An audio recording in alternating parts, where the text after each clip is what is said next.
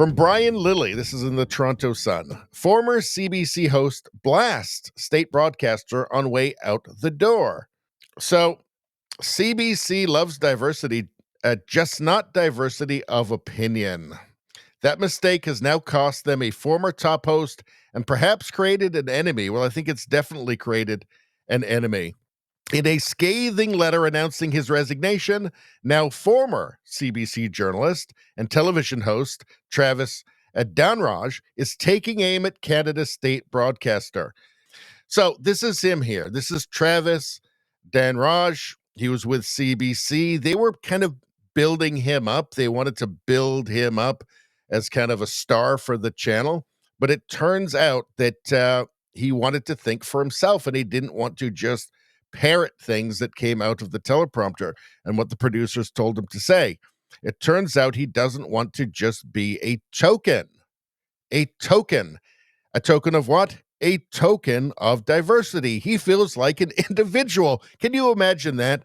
That must make CBC furious. Furious. Let's take a look. They tried to crush me. I'm still standing. By now, many of you know I'm no longer at CBC. What you may not know is what it cost me and why I had no real choice but to walk away. After more than 20 years in broadcast journalism, this wasn't a move I ever imagined making. I spent years in small markets and local stations working my way to the top, my own national primetime program. But when you speak up inside a system that rewards silence, when you speak truth to power, the consequences come fast and they come hard. My career, my livelihood, all gone. And this is for having principles, for being a principled journalist, I guess. This experience nearly broke me, but I'm still here and I'm not backing down. I still have my voice and I intend to use it because this isn't just about me. It's about trust in the CBC. So I think the Canadian public now is pretty much split on the CBC. Like, there is no conservative in Canada that trusts the CBC in any way. And the CBC has earned that by the constant framing, the constant negative framing of anything conservative and the constant positive framing of anything liberal. This spin, the apologetics for the liberals, just that drip, drip, drip, drip, drip. Day after day, hour after hour, minute after minute, second after second of just negative framing of anything conservative. It doesn't matter which conservative or which conservative leader. It's just always a little bit negative. It's just that little turn down at the corners of Rosemary Barton's mouth every time something conservative comes up. It's the insidious, constant, perpetual framing from the CBC, from the publicly funded CBC, the state media propagandist, the CBC. It's about trust in the CBC, a public institution that's supposed to serve you. It's supposed to serve all Canadians. It's about voices being sidelined, hard truths avoided, and the public being left in the dark about what's really happening inside their national broadcaster. Well, I think we know what's happening there. They are constantly spinning a narrative, an approved narrative. They're not trying to inform, they're trying to manipulate. I have no doubt there will be efforts to discredit me, to paint me as bitter or disgruntled. That's what happens when you challenge power. If you believe Canadians deserve answers and transparency from the institutions they fund, leave your email below.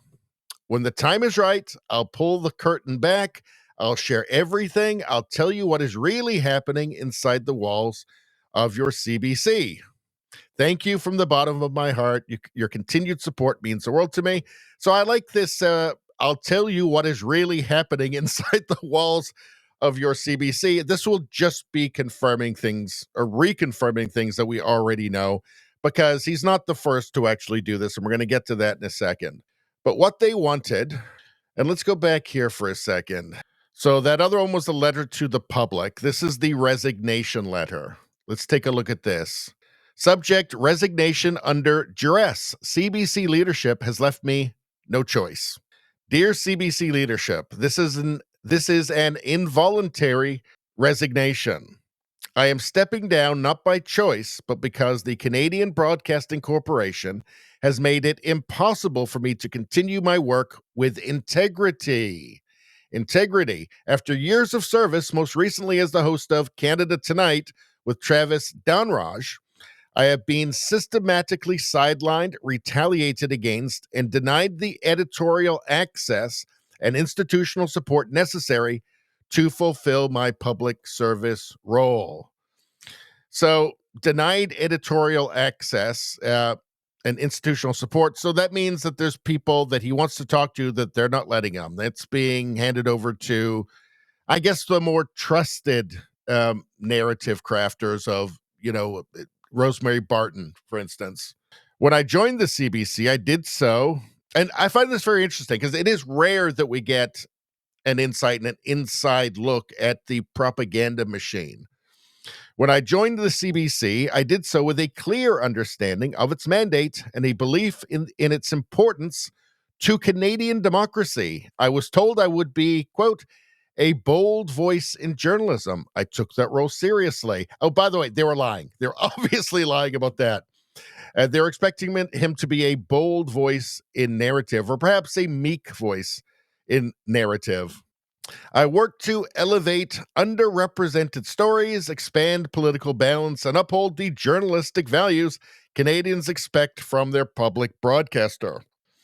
And none of this is to say, by the way, that this guy is a conservative. As far as I know, he's not. He's actually liberal. But it's just when you have such, I think it speaks to the level of narrative control, the politicization at an organization like the CBC, and that it is no longer a journalistic outlet. It is really just a propaganda outlet at this point.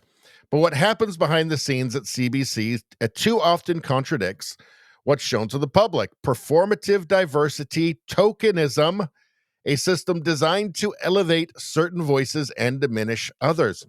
So the tokenism here, right? So he's diverse in the way that he's not diverse in the way that the CBC wants. So when the left, and of course CBC is part of the larger left, when the left talks about diversity, they mean total unanimity, total uniformity of opinion and ideology, but with different colors on top. So it's the most superficial diversity possible. Everybody has to be in total agreement with the narrative, but it's better if they look different. It's better if they're different races. They all have to say the exact same thing, but it's woker if they look different. Tokenism. That's what he's talking about. They thought they hit this guy was going to be great. He looks the part, and he'll just say whatever we tell him to. And apparently that didn't work. I was repeatedly denied access to key newsmakers. I was repeatedly denied access to key newsmakers. Internal booking and editorial protocols were weaponized to create structural barriers for some while empowering others, particularly a small circle of senior Ottawa-based journalists. When I questioned these imbalances, I was met with silence, resistance, and eventually retaliation. I was fighting for balance and accused of being on a crusade. Now, I doubt very much this guy was on a conservative crusade at the CBC. But just being a thinking person, you're going to have questions that make a propaganda outlet like the CBC very uncomfortable. My show, which I was initially told was a strategic priority, was rebranded. My name removed, my access curtailed, my medical leave was whispered about in the newsroom. I was presented with an NDA non-disclosure agreement tied to an investigation about a tweet about then CBC President Catherine Tate. It's really just baffling, these people, just how incompetent and corrupt these people are. She was handing out massive bonuses while also firing people at the CBC, firing the lower level people while giving massive bonuses to the people at the top, including herself. It was designed not to protect privacy, but to sign away my voice. When I refused, I was further marginalized. Yet you see, they don't want you to have integrity. They want you to do what you're told. These were not isolated actions. They were part of a pattern that sent a clear message: fall in line or be removed. I stayed as long as I could, but CBC leadership left me with no reasonable path forward. This has taken a real toll on my health, my career, and my trust in an institution I once believed I could help reform from within. But the greater harm is to the public, a broadcaster that no longer lives up to its mandate, a culture that resists accountability, and a system that punishes those who dare to challenge it. It is why the CBC is losing trust with Canadians and its audience. They want him to have absolute total conformity of opinion, but look different than some people. That's it. That's the diversity that they're looking for. It's certainly not diversity of opinion. So here, from the National Citizens Inquiry, Rodney Palmer, a former CBC journalist, calls out the media's silence on stories Canadians deserve to hear. Let's take a look. Another former CBC journalist. His message is clear: the CBC won't touch these topics because the experts it parades are tied to government-funded initiatives like Science Up First. Just one of the reasons why the word expert don't mean what it used to. Truth is being buried under slogans about fearless journalism. Fearless journalism. How could anybody hear those words connected to the CBC and not laugh out loud? Let's take a look. So, from a former CBC journalist. I have a few story ideas that the public will be interested in hearing, because I used to sit in story meetings daily with some of the best journalists I've ever worked with in my life when I worked at CBC. And we used to put out story ideas that were kind of the obvious things to cover that day. Here are a few that would be a good idea for the CBC to cover. Investigate the number of Canadians killed by COVID vaccines. Investigate the number of Canadians disabled by COVID vaccines. Investigate the details of vaccine approval safety standards that were waived in order to get the COVID vaccines into Canadian arms. Investigate the source of the SARS-CoV-2 virus. Where'd it come from? What are we doing with all this stuff? We don't know where it came from. We know where it came from, but let's admit it. Let's talk about it. Let's investigate it. That's your job. You can see other ones here. Purpose of gain-of-function research and development of pathogens. Canada's involvement in gain-of-function research, development of pathogens. These are all questions that a real journalist would want to ask. These would all be great CBC story ideas if CBC was a journalistic organization instead of just simply being a propaganda arm of the Liberal government, right? This is what real journalists would be interested in. All of this stuff, CBC, in fact, all of the mainstream, the corporate media in Canada, curiously incurious about for some reason, some crazy reason. And they wonder why nobody trusts them anymore, or why a large portion of the population, nobody trusts them. Let's see. How about this one too? Here's Rodney Palmer again. That was Rodney Palmer. Here's Rodney Palmer again. This is from March 30th, 2023. Let's take a quick look at this.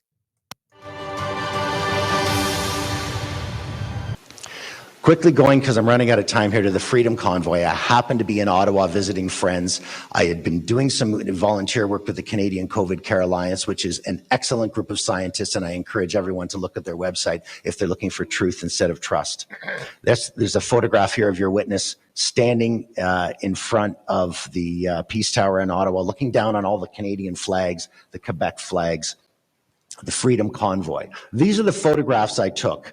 Families, somebody holding the Charter of Rights, freedom, lest we forget, from the vets, and God bless. This is what I saw. And the very first report on the CBC was by an excellent reporter named David Common, and he's walking, you can look this up, he's walking through the crowd and he's feeling that positive energy. And he can't even contain himself. He says it's a party. There's jubilance, thousands of Canadians protesting the mandates. That was day one. On day two, these pictures emerged. Nazi flag. Confederate flag. The Canadian Confederate flag is largely meaningless in Canada because it doesn't have any history in our country, but it is a symbol of hate, and it's used as a symbol of hate. Well, I don't agree that the Confederate flag is used as a symbol of hate, but this is a Canadian journalist. These flags here, are obviously portraying Trudeau, as he was often portrayed in the Canadian conservative movement, as a fascist, as the kind of rainbow Hitler. That's obviously what these things were. The guy who had the Confederate flag here, was the only guy there with a face mask on, with his face covered, strangely, huh? Isn't that weird? And I think Trudeau's personal photographer just happened to be right there, too, to get pictures of him. Isn't that strange? But it's almost as if, well, let's continue with this for a second. So when these photographs emerged, our prime minister came out and condemned the hateful rhetoric. He said he will not meet people who promote hate. So that was it. If that's 100,000 Nazis out there, and I don't know where we were hiding them before this day, but we had 100,000 Nazis, according to the prime minister, who are promoting hate. End of story. No meeting. Not going to discuss your issue. It's almost as if our proud journalistic institutions got a phone call, an editorial decision was made that was really just political, and then that was it. And then there was a narrative set, and they just stayed with that. Let's see. The Freedom Convoy, Putin had something to do with it. Maybe Putin was behind it. Yeah, it's almost as if a phone call was made. There was collaboration. Let's say there was collaboration between Trudeau and the CBC, and not just the CBC. The shocking thing about this, when you see this stuff, is that it's no longer shocking. That it's just like, yeah, that's the way it works now. Yet that is the state of Canadian journalism. That's the state of the national broadcaster. That's what's shocking. What's shocking is that it's just normal now. It's just taken for granted. Oh yeah, that's what they do. Yeah, they're liars. They're propagandists. Former CBC journalist, we betrayed the public. So that's some real journalism right there. In regards to COVID, we were in fact pushing propaganda. Again, that's some real journalism right there. So let's take a look here. Again, another former CBC journalist. We betrayed the public. We broke their trust. And we had been riding on a reputation of excellence for years. And now we were quickly shutting down one side of the debate. And how were we doing that? We branded the doctors and the experts the CBC chose that we used in our stories. We branded them as competent and trustworthy.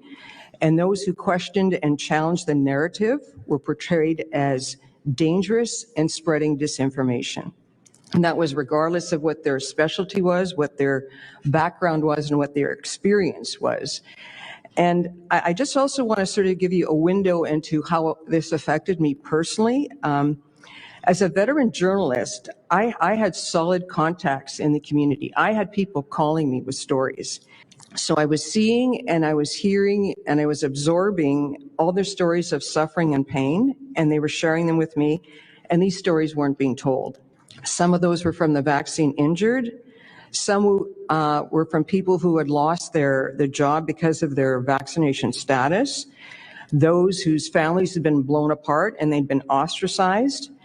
University students who were depressed over repeated lockdowns and mandates. And parents who were calling me that were agonizing on whether they should vaccinate their child or not. So all these stories were sitting inside of me. They were left with me. And I felt the crushing burden and the weight of their truth not being given a voice. And it affected my well-being because these people trusted me, and I felt I had failed them and I had let them down. It was like I had failed these people as a journalist to give voice to their truth.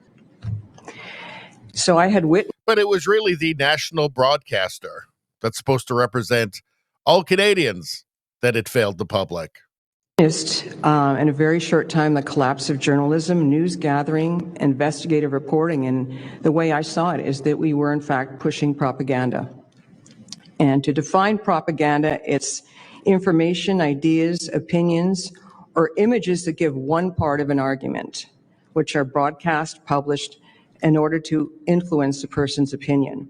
And mental health workers have their own definition of propaganda as manipulative persuasion in the service of an agenda. When an organization, we've said this many times, when an organization is infected with the woke mind virus, or we could call it the progressive mind virus, whatever, the authoritarian leftist mind virus. This is obviously very authoritarian. Propaganda by its nature is authoritarian. Right? Once it's infected with that, it's no longer about its original purpose. Now it's about perpetuating the mind virus, perpetuating progressivism, perpetuating leftism, authoritarian leftism. This is what we've seen with the CBC. So let's give you an example of where Canada is at, okay? And that in terms of journalism.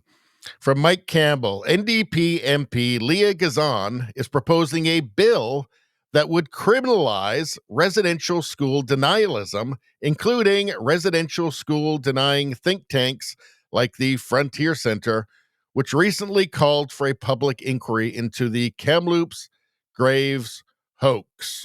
The Frontier Center reported this summer that Chief Roseanne Casimir of the Kamloops Indian Band finally admitted that there were no human remains, bodies, graves, or mass graves found at Kamloops. What was initially reported as grave sites turned out to be mere soil anomalies, which could easily be attributed to tree roots, rocks, or remnants of prior excavations. By the way, over $12 million was given by the Trudeau government to do excavations. The money disappeared. They never happened. That's because they knew there was nothing there.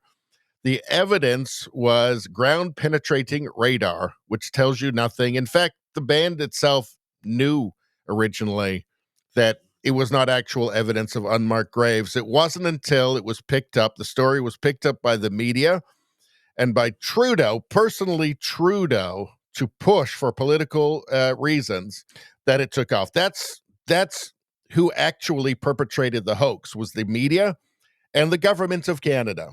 But this is the reaction from the NDP. They want to actually just criminalize telling the truth. They want to criminalize accurate depictions of reality. That's the response from leftist Canadian politicians. They want to just make reality illegal, describing reality illegal. Accurate descriptions of reality must be banned. By the way, no outrage about this on the CBC or any of the corporate media in Canada. Isn't that strange? You'd think that journalists would be outraged by that they would see that as they would see banning accurate descriptions of reality as kind of counterproductive to their role. But then again, their role would have to be to inform the public instead of manipulating them. So I guess that's why. Justin Trudeau lies again about the fake discovery of unmarked graves in Canada. So you're going to be watching this and thinking, well, the CBC must have at some point just decided, well, we have to tell the public the truth, right? Well, let's see. Let's hear Trudeau first. In recent years, the discovery of unmarked graves has been an awakening for people across Canada, an awakening to the truth that you all already knew, an awakening that called on us to do more to learn about the injustices of colonial. So every word is false. Every word out of his mouth is false. Lies again about the discovery of unmarked graves in Canada. That was from June 18th, 2024. Long since it's been well known by every person who wants to open their eyes. Every single person who's rational knows that there was never any mass grave sites. There were no unmarked graves. It was a hoax. It was perpetrated, I would say, first and foremost by him. Now, what's CBC's response to all this? You think at some point, they're the public broadcaster. They're supposed to be responsible to all of the people of Canada. They're supposed to be this respected news outlet. At some point, they would have a major story, at least something in print, right? Like maybe even just apologizing, actually, just saying, sorry that we helped to perpetuate this incredibly damaging, harmful lie, this hoax, which was obviously a hoax. Even we at the CBC should have known that just simply ground-penetrating radar is not evidence of anything. If you're waiting for that, if you are waiting for that, you'll be waiting for a very, very long time because it's never going to happen. It's from Drea Humphrey. She works for Rebel News, independent conservative news in Canada, and thinks she's very good. CBC's Rosemary Barton called me a liar and pushed false unmarked grave claims on national television. So this is 2025. 2025. Not only have they not revealed the truth, not accurately described reality, they're still pushing the lie. Now the state broadcaster is quietly backpedaling from their misinformation used to vilify Rebel News. Yes, you get a tiny little correction on their website that nobody is ever going to see. Let's take a look here. Churches have been targeted by arson and vandalism since claims of remains. So this is Drea Humphrey asking then NDP leader Jagmeet Singh about all of the over 100 Christian churches that have been burnt down after the unmarked graves hoax Being discovered at former residential schools swept the nation in 2021. These claims have been disproven by bands that excavated and remain unproven by those that have not. Will you condemn the rise in acts of hate against Christians today and explain what your party will do moving forward to keep Christians safe from hate in Canada? Again, thank you, but I'm not going to respond to an organization that promotes misinformation and disinformation like Rebel News. So no, Every word she just said is true. This is the state of Canadian leftism. I'm not going to respond to your question. I think we have to sort of address the elephant in the room. How are these people chosen to answer these questions? And I don't know if either one of you have an answer for that, but I think there will be people at home saying, some of these seem like odd questions. Some of them aren't getting answered. How come we've heard so often from this one particular outlet? Any idea what's going on there? There's three. First up, seem like odd questions. Over 100 churches being burnt down in Canada? Imagine if it was 100 mosques. Anyway, let's continue. Right-wing, very right-wing media, we can call them media, websites that are present in there. They get in line to ask a question like anybody else. Their accreditation has been approved by the Commission of Debates, and so they get the right to stand in line and ask a question that they choose to ask. In this case, you saw Mr. Singh, and this has been his position for some time, to refuse to answer questions. Rebel News in particular traffics in misinformation, facts, lack of facts, and as you heard in that question, which was...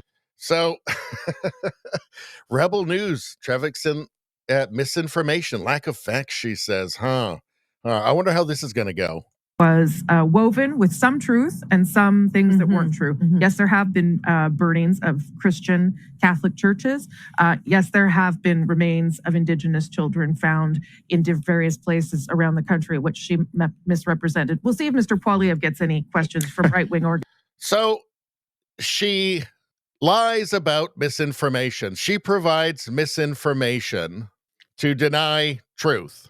Right. So she's doing her best here. She's doing her absolute best here to propagandize the public. Right. So she is actually misinforming the public while she's saying that Drea Humphrey and other independent journalists are misinforming the public. I mean, it's just so weird. Right. And this is so it has been known now for a very long time that there are no graves. That's just common knowledge at this point amongst anybody who's paying attention. Here we go. Corrections and clarifications. CBC News is publicly tracking significant corrections and clarifications. On April 16th, during a live broadcast following the French language federal elections debate on CBC News Network, Chief Political Correspondent Rosemary Barton said, yes, there have been remains of Indigenous children found in various places across the country. As CBC News has reported on multiple occasions, what several Indigenous communities across Canada have discovered on the sites of some former residential schools are potential burial sites or unmarked graves. Potential. Have been targeted. There's been no, it's not even that.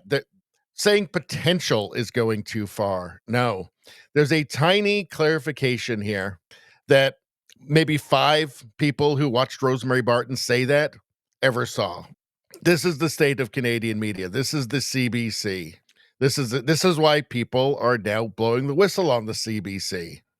Quietly backpedaling. Meanwhile, they've done nothing to actually inform the public that they were had.